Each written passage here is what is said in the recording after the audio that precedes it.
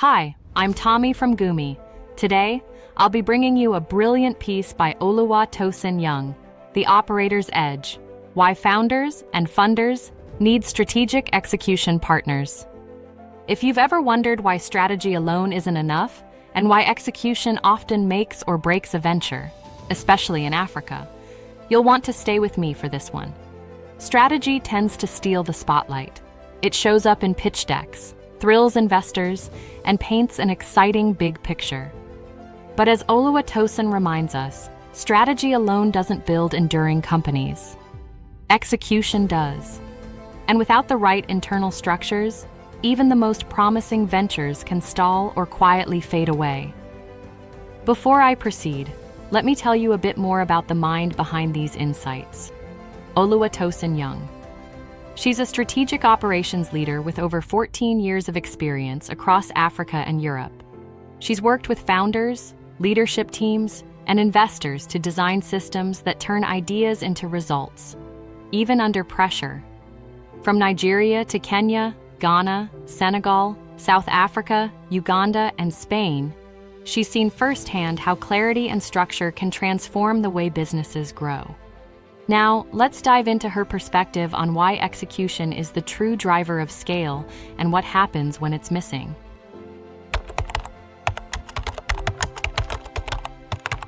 Strategy tends to steal the spotlight.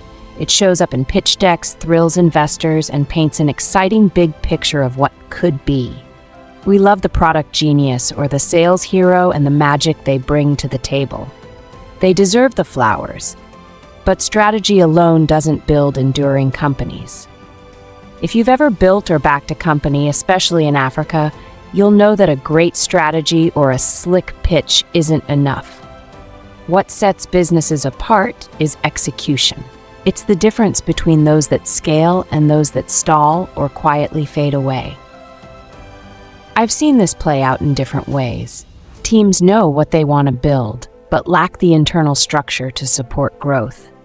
As the business expands, decisions pile up, people fall out of sync, and the foundational cracks start to show. Even the most passionate teams will drift without structure. So here's a question worth asking yourself.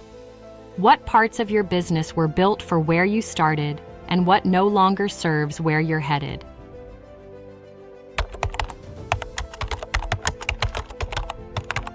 Growth doesn't just test the business. It reveals what was never built to begin with. Globally, over 90% of startups fail, most between their second and fifth year. In a CB Insights analysis of 101 failed companies, 42% lacked market need, 29% ran out of cash, and 23% had the wrong team. More than half, 55%, pointed to operational inefficiencies as a major cause. In Africa, the picture is even more sobering. About 85 to 89% of venture-backed startups don't survive.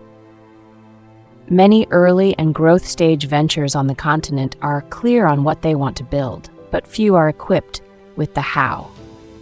I've seen this come up especially after a funding round or a rapid growth phase, where the internal scaffolding of a business is put under pressure and often found wanting. This in itself isn't an issue. It is an indicator that organizations need to evolve from inside out to match the pace of external growth. Too often, funders focus on top-line growth and runway, while overlooking whether a venture's structural backbone is truly ready for scale.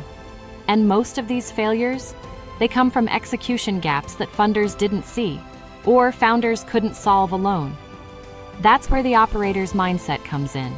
The term operator can mean many things, from frontline managers to executive leads. But here, Oluwatosin is talking about strategic operators, the operations leaders and execution partners embedded within a business who shape how it actually runs, not just what it produces.